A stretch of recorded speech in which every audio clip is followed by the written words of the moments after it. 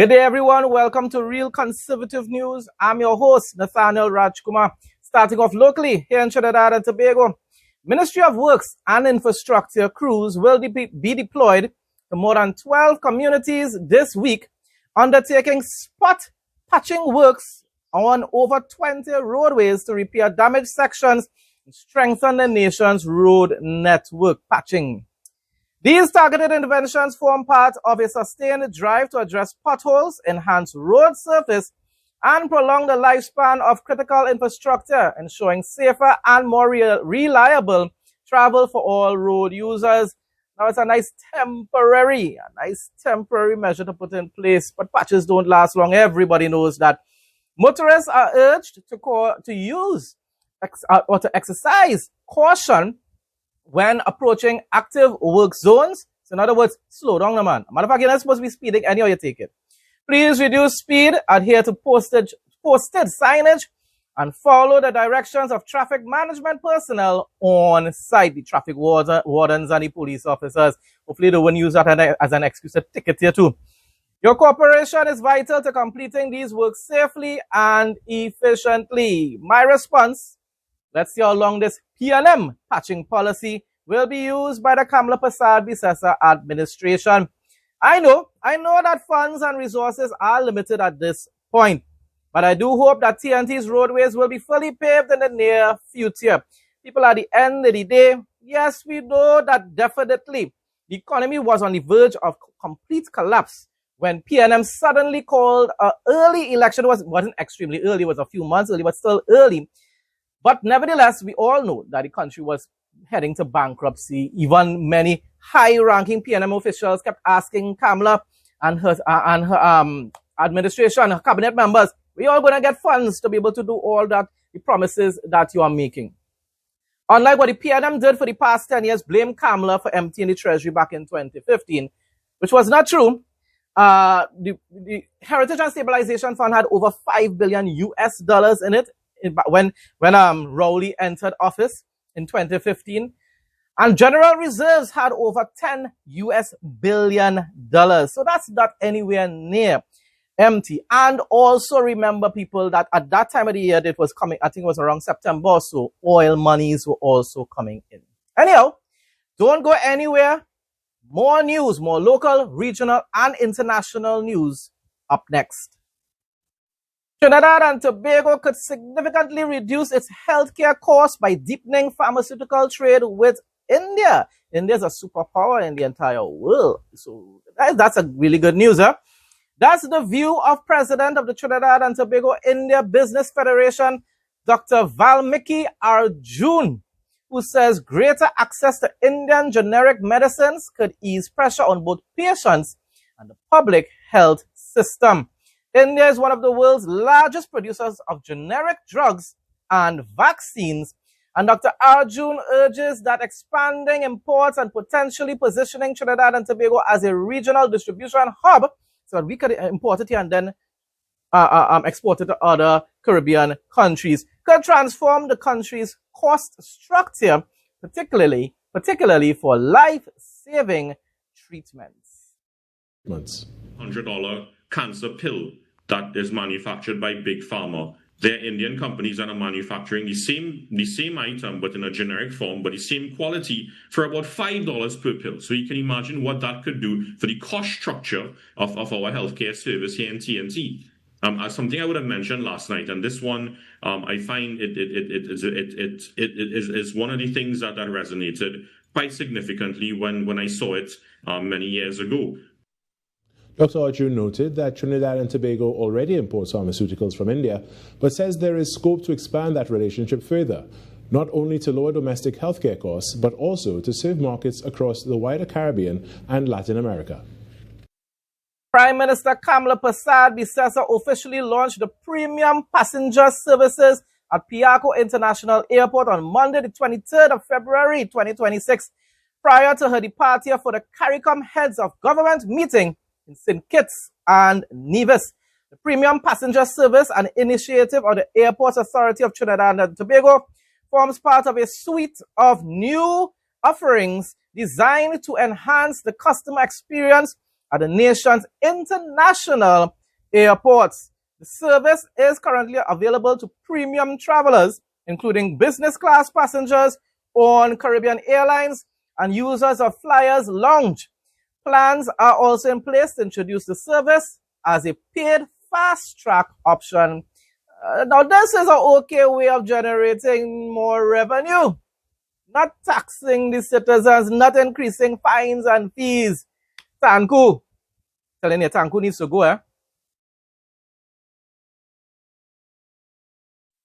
Frustrated by continued delays in receiving their adjusted salaries for following the signing of a 5% wage increase in April 2025. The Trinidad and Tobago Unified Teachers Association tutor yesterday, delivered a letter to Finance Minister Devanjanath Tanku, the man that needs to go, people, requesting a definitive timeline for the implementation of the new salary rates. And didn't the UNC administration say that these teachers would have started to receive their increased salaries in January? Wasn't that so? I mean, how much more would people tolerate? You're making promises and then you're breaking promises. Now, I could be wrong, but for what I remember, sometime in December, something like that, that is what was stated, because people were saying they wanted the money for Christmas, and go on them said, well, you know, you can't get it for Christmas because we don't have the funds yet or whatever. We got to allocate the funds, and we all know what they decided to do, eh? Raise a whole set of taxes and fees and fines to be able to allocate the funds to generate this revenue. What they should have done from the very beginning, before I go to my response, is tell all of them, including PSA, listen, we definitely inherited a bankrupt economy. Show them the monies that were left in the treasury or whatsoever, the statistical data, and tell them, listen, we are going to keep our promise to you, but give us time. We need to try to reopen Petrotrin first, start to generate US dollars, and then we will be able to give you your give you your back pay and so forth. Instead of putting the burden upon the backs of the citizens, the same impoverished citizens, to keep your promises to these trade unions.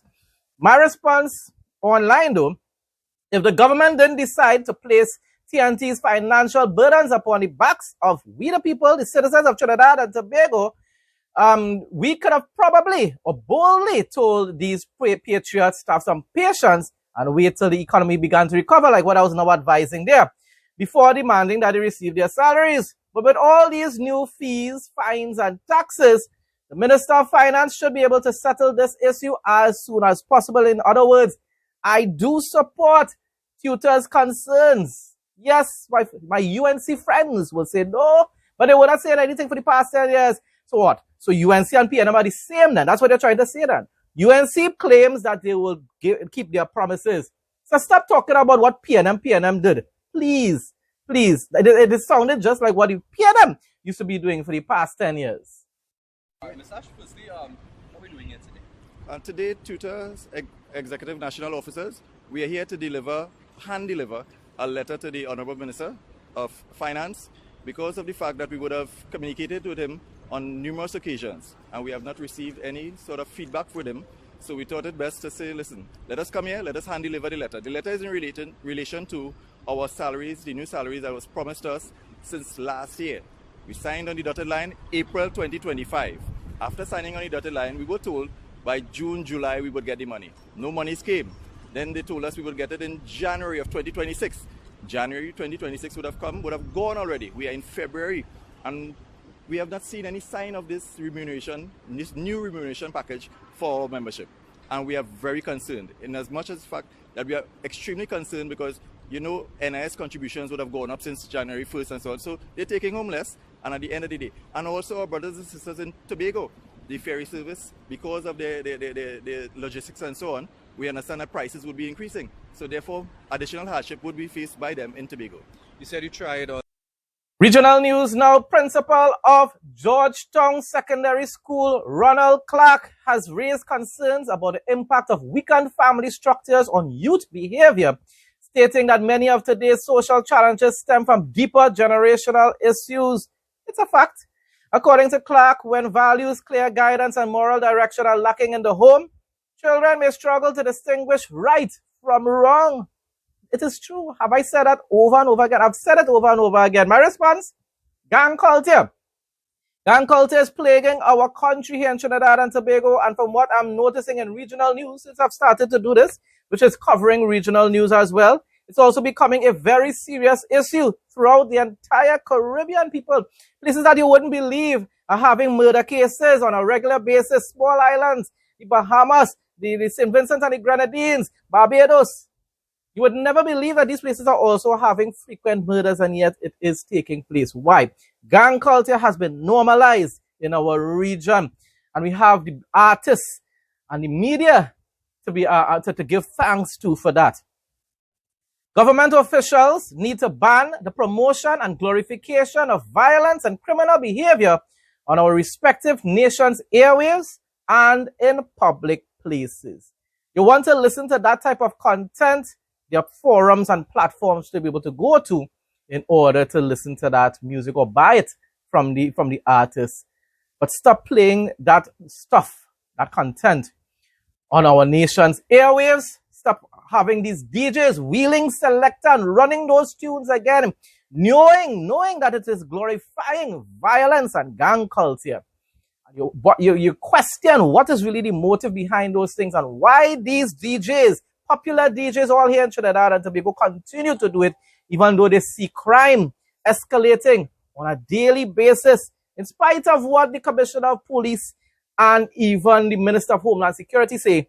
Crime is still on the rise. And if it is said that the school is a microcosm of the society, and just for my school, if I should just use my school as an example there, you'll have that like about 2% or less of the troublemakers or those who give you all of the problems of the student population. It might be 2% or less. They would give 98% of the problems, right? And I think so too in society. So it's not that our youths are really far gone, but I think what has been happening is that because the actions of these minorities, because they are so overshadowing, and with the upsurge in social media and the proliferation of social media in all these different platforms now, you now see that these violence are now being glorified, and it's unfortunate, right?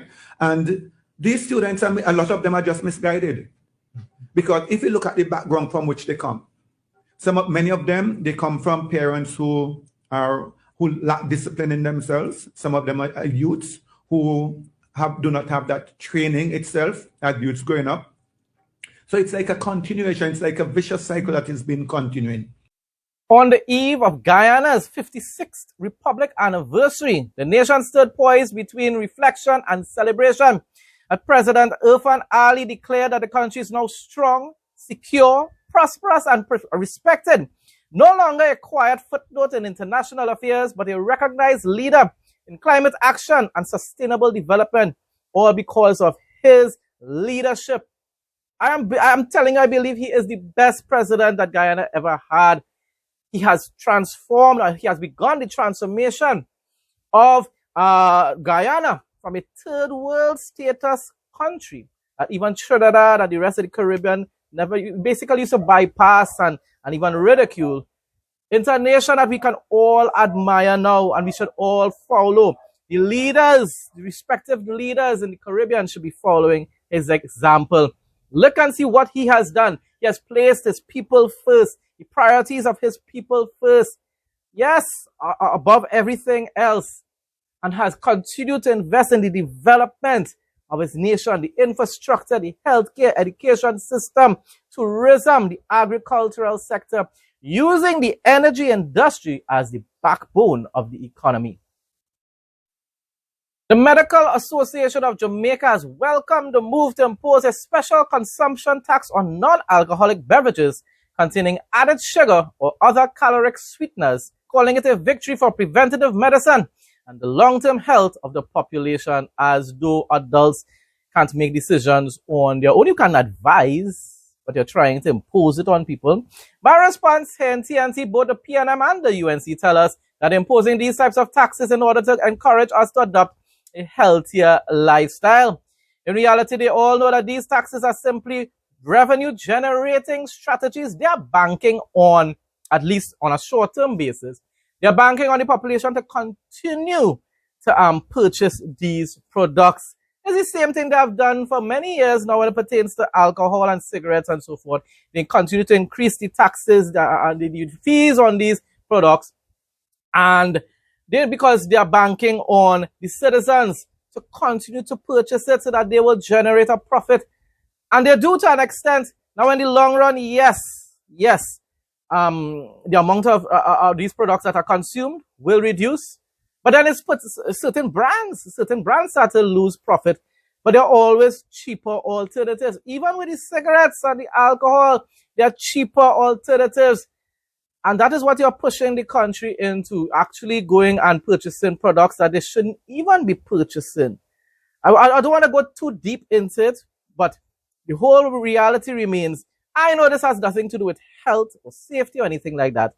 This is about measures, temporary measures in their mind probably, but being put in place until there's a significant reduction in sales. For now, they are hoping that they will still generate significant revenue to balance their budgets, whether in Jamaica or here in Trinidad and Tobago. Travel advisory. The Ministry of Foreign Affairs is urging Bahamian nationals in parts of Mexico to shelter in place amid ongoing security operations linked to criminal activity that the President of Mexico refuses to address. That is why I'm telling you I rather conservative style of governance. Even though I don't agree with everything with the conservatives, I will always choose conservative over leftism, over socialism. I prefer capitalism over socialism. I like the little mixture of the both though. Officials say while airports remain open, roadblocks have disrupted airline operations and most domestic and international flights have been cancelled in Guadalajara and Puerto Vallarta. Bahamian citizens are advised to follow guidance from local authorities, limit unnecessary travel, in other words, stay wherever you are, and monitor road closures. They are also encouraged to keep family members informed of their whereabouts, because definitely family members, especially in Bahamas or in your homeland, will be extremely concerned. International news now. The understanding in Israel is that if the Iranians carry out an attack against Israel, for example, by launching ballistic missiles or planning such an attack, the Israeli Air Force will receive a green light from the United States to strike Iran immediately as part of Israel's right to defend its sovereignty. Netanyahu says in these days, that's Prime Minister Netanyahu, Benjamin Netanyahu of Israel, says in these days we must close ranks and stand shoulder to shoulder, standing in solidarity with fellow citizens and Jews. We have already proven that when we stand together, we achieve great accomplishments. On the eve of the Purim holiday, we will stand together, and with God's help, we will ensure the eternity of Israel. The Bible says it. The Bible says it. Israel will continue to exist throughout the entire end time period, including through the 7-year tribulation period, Jacob's trouble, the Bible calls it. And in the end, all Israel will be saved. And after Jesus returns to earth, yes, people, that's what the Bible says. When Jesus returns to the earth, he is going to judge the nations according to how they treated Israel. So all those who practice replacement theology, they ignore those verses in the Bible. Nevertheless, before I move on, I'm also always concerned as to how these reports state that Israel needs permission from America in order to be able to defend themselves. This is why I am quite happy to hear that Israel is planning to manufacture their own weapons in the near future so that they wouldn't have to depend on America that much.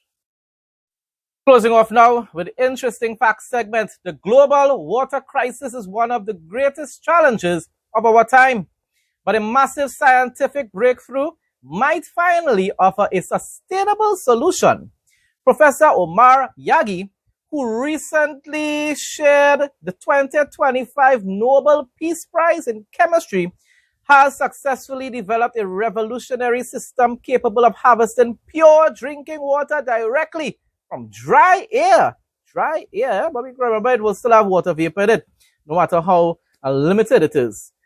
His invention relies on a technology he pioneered called reticular chemistry, which is used to engineer highly porous sponge-like crystalline structures known as a metal organic framework, or MOFs. Just a single gram of these microscopic MOF materials can have an internal surface area the size of a football field. Wow. This incredible porous design allows the material to efficiently trap and store specific molecules, such as water vapor, as I said before, probably no matter how minimal it is. Even in arid desert conditions where the relative humidity drops low below 20%. Ooh.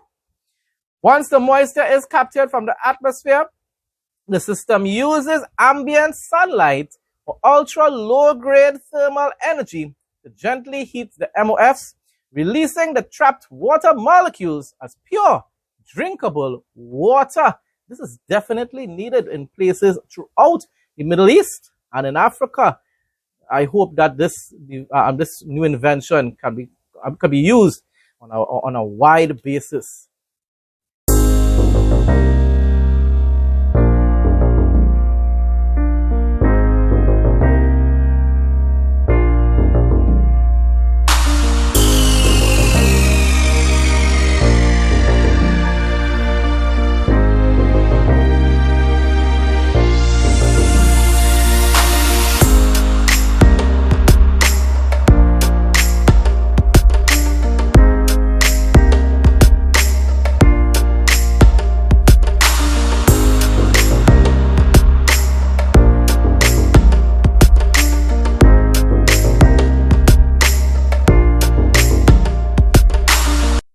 Folks, that brings us to the end of today's news report. Thanks again to everyone who continues to support my content.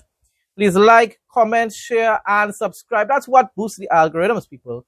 When you comment, you like, you share, you subscribe, and stuff like that, that helps to boost the algorithms so that more people can be able to see alternative style of news reporting that isn't biased or anything like that. Although, yes, I do lean on the conservative side, but I am not biased. I do not just push one type of agenda. I stand up for what is biblical truth do.